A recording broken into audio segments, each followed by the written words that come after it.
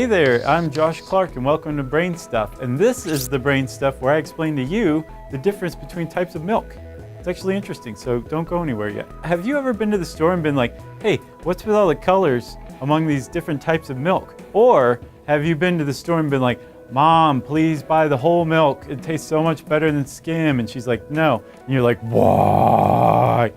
Well, I'm here to explain. See, all milk is generally pretty much the same. It's 87% water, about 8.25% solids. That's your protein, your carbohydrates, your vitamins, your minerals, all that kind of stuff. And then what you have left over typically is fat. And fat, as you may have guessed, the fat content is what explains the differences in those types of milk and hence the different colors of those kinds of milk on the little cap and everything.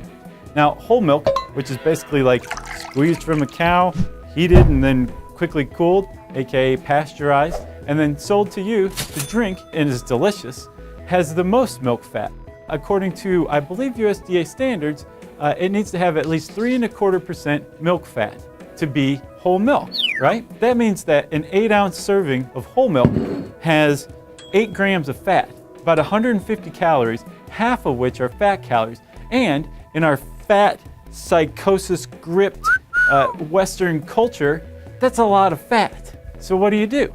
Well, starting in the 60s and 70s, we turned to an age-old tradition of drinking skim milk, which had been long cast asunder in favor of whole milk because skim milk was viewed as something less desirable, but considerably more healthy, possibly.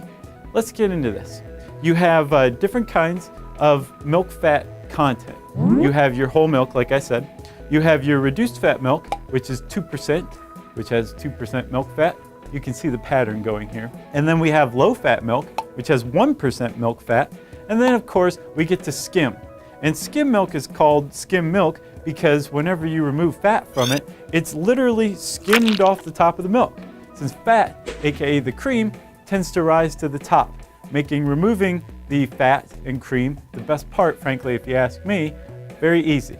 And skim milk has no fat whatsoever, and it's about 90 calories, which means, boom, there you go. You want to drink milk, but you want to like lose some weight or stay in shape or whatever, drink skim milk. But the problem is, remember this, we said that milk is about 87% water, right? So when you remove all the fat entirely, you're removing a significant portion of what makes milk milk. And you're actually removing the stuff that makes milk look and seem and feel like milk. Here's the thing.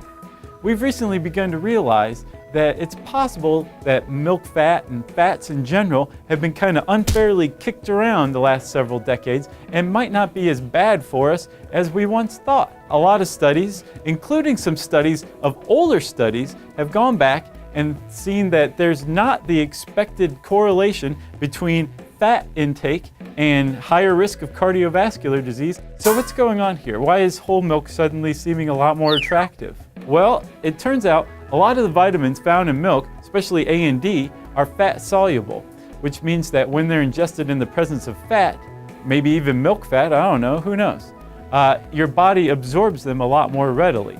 And that's just one of many possible explanations.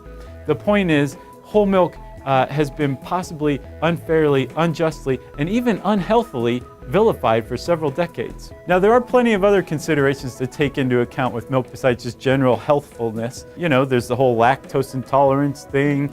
There's how dairy cattle are treated during their lives on factory farms. There's what they're fed. There's the use of growth hormones and antibiotics. Just buying, pouring, and drinking a glass of milk is almost like a political act and something that you should think about and do on your own. But can we all just get together and agree that whole milk definitely is the variety of milk that tastes best on cereals, especially Cinnamon Toast Crunch? If you like this video, YouTube is lousy with awesome brain stuff videos.